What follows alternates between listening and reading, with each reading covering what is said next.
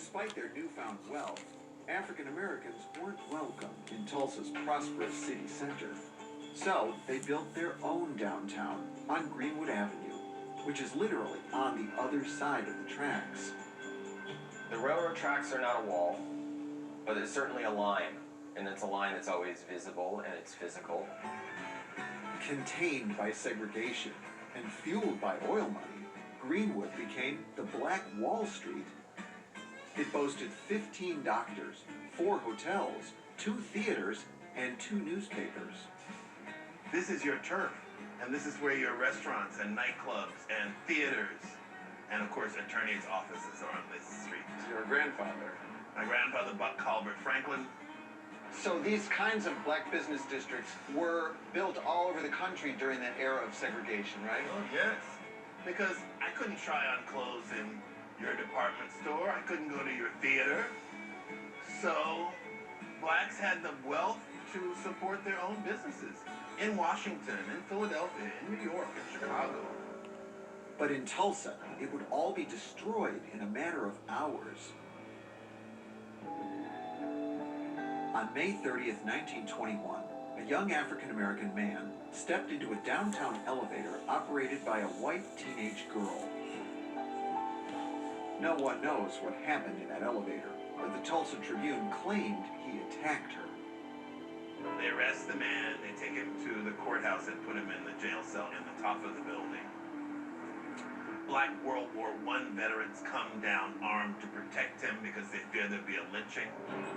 Whites come and there's a confrontation and all hell breaks loose.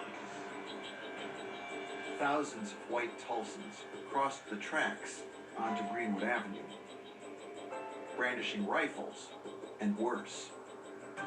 A machine gun is set up and people are machine gunned down in the streets. We have the eyewitness accounts of people hearing what they thought was hail hitting their homes, and it's actually bullets. And they can see the machine gun with an American flag on it. Airplanes bombarded Greenwood from above. Flying above this area and dropping burning turpentine balls.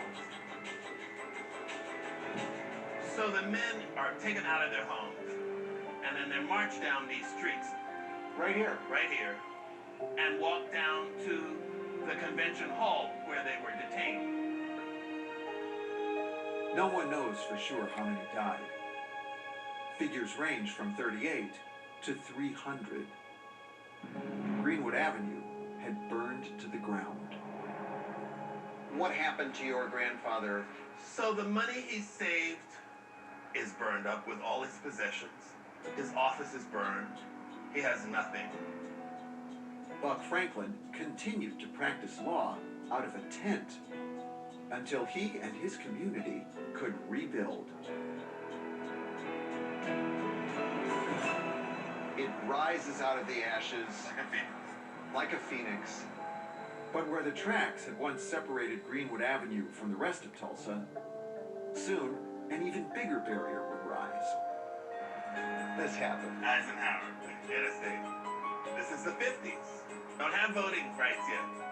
So when the decisions are made where to build a highway, we have no voice. And the highway comes straight through this business district.